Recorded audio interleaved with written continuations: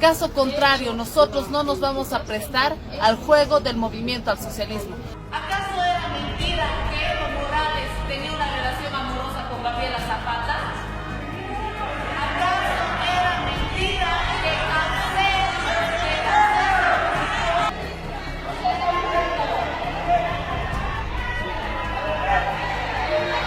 un falso indígena? Yo voy a decirles claramente que eso para mí no sirve.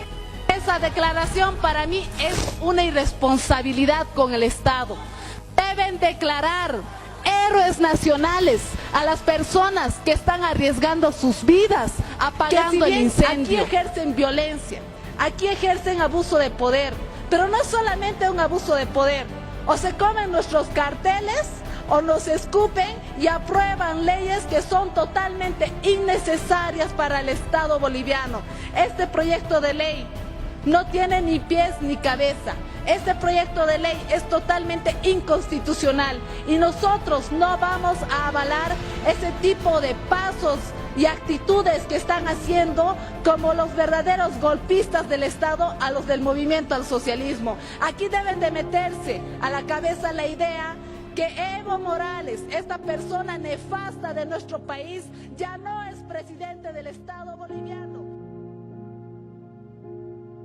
Gracias por brindarme este espacio, gracias por permitirme ingresar a un pedacito de sus vidas y gracias por esta bella invitación. Antes de comenzar, quisiera practicarles un poco más acerca de mí y qué es lo que hago. Si esperaban a una tipa extremadamente letrada o erudita, no lo soy. Solamente tengo estudios más allá de los posgrados y sin embargo creo que también a las personas no se les debe de calificar por los títulos, sino por la experiencia y forma de vida. Mi nombre es Yesenia Hierro Albino, tengo 25 años, soy la segunda hija de una familia muy nuclear, de un padre ingeniero agrónomo, de una madre enfermera y vengo de una familia migrante del campo. Y la política, la política. Es un campo tan hostil y que debo de mencionarles que mi primer día de ingreso a la política tengo una anécdota que no me la van a creer.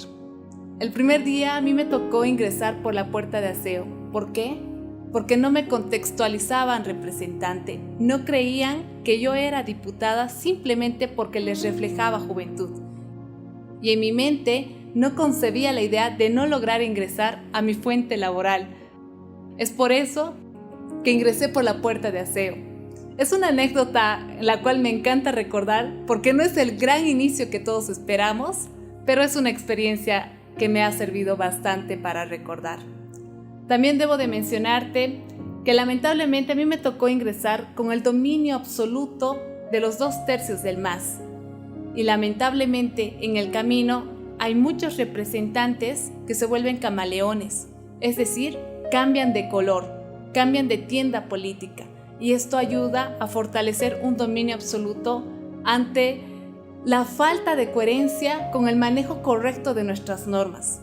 Debo de confesarles que muchas veces me he sentido tan impotente al no encontrar una salida acertada ante la vulneración de los derechos fundamentales de nuestra norma magna de nuestro país. Y por eso mismo decía, ¿por qué no hay más jóvenes en política? ¿Por qué no hay más protagonistas en política? Porque necesitamos jóvenes que tengan la valentía de alzar la voz. Necesitamos jóvenes que alcen la voz y que sean parte de la decisión. Y que también es necesario mencionarles, si bien dentro del Parlamento hay diferentes corrientes ideológicas y políticas, debemos de sobreponer absolutamente todas, porque entre izquierda y derecha lo único que tenemos que defender es lo correcto.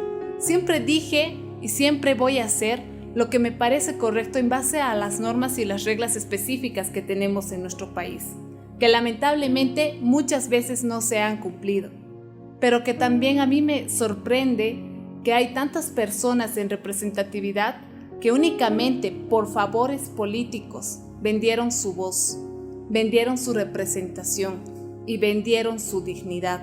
¿Para qué? Para arruinar nuestro país.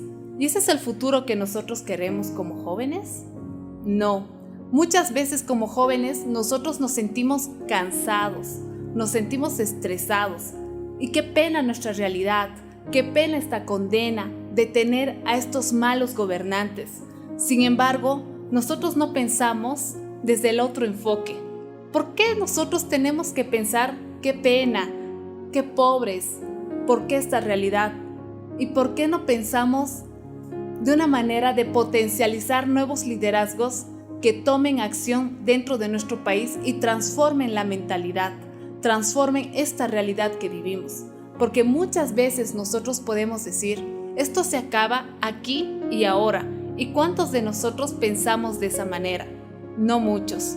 Por eso mismo necesitamos que los jóvenes se interioricen más sobre el manejo del Estado, se interioricen más sobre el manejo de la política. Pero no solamente eso. Al momento de actuar dentro del servicio público, necesitamos que los jóvenes puedan ser líderes, puedan tener convicción, que actúen con amor, que actúen con sabiduría, con misión y visión para reflejar la realidad de nuestro país que queremos, cambiando esta mentalidad mediocre que a nosotros muchas veces nos han dejado de llevar por estos malos gobernantes. Claro está que una cosa es hablar de la política y otra cosa muy diferente es hablar sobre la degradación de la política. Y es que la verdad es que ya es suficiente que nosotros no tengamos esta potencialidad para generar este hit y esta nueva era que nosotros necesitamos. Suficiente del miedo de no querer ingresar a la política, suficiente de ofendernos por hablar de política, cuando sabemos nosotros que somos la única esperanza para transformar y renovar nuestro país. Somos jóvenes feroces, que alzamos la voz y que lamentablemente siempre nos usaron como carne de cañón. ¿No se acuerdan noviembre? ¿No se acuerdan los diferentes sucesos? ¿Y por qué no están ahora de actores? ¿Por qué no están ahora de protagonistas?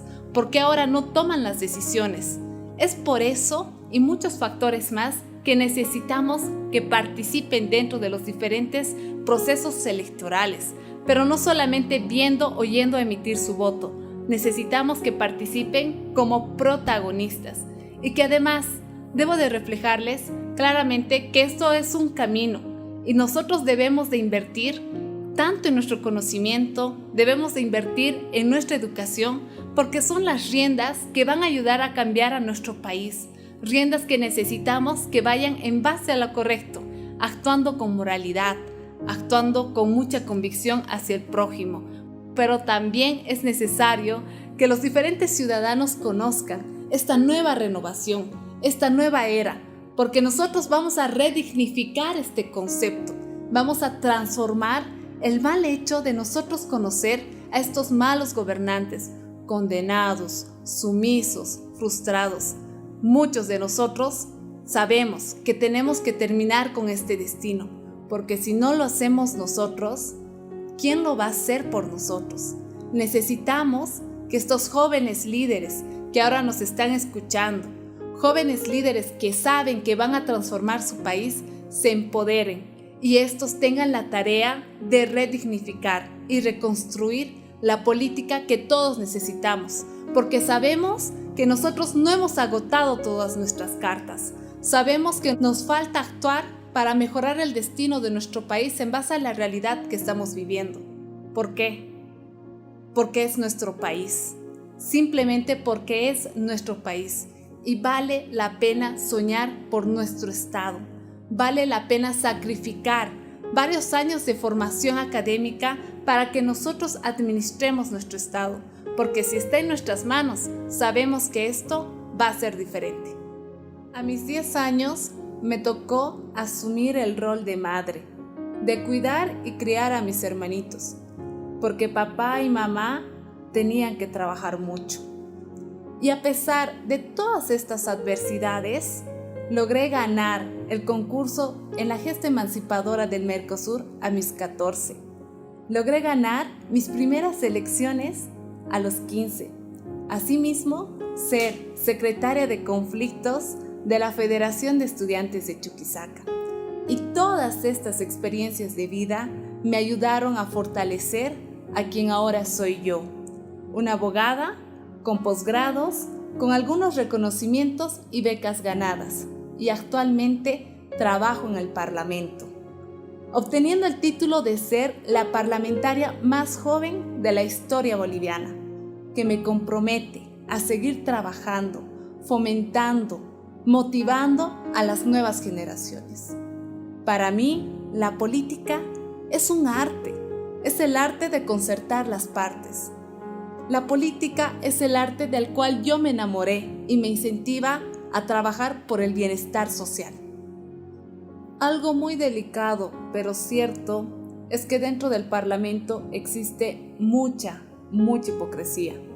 Infinidad de veces trataron de callarme, infinidad de veces trataron de controlarme, infinidad de veces trataron de hacerme fracasar ante las diferentes denuncias que he ido presentando constantemente, no solamente con fracasos o condenas, sino también con juicios.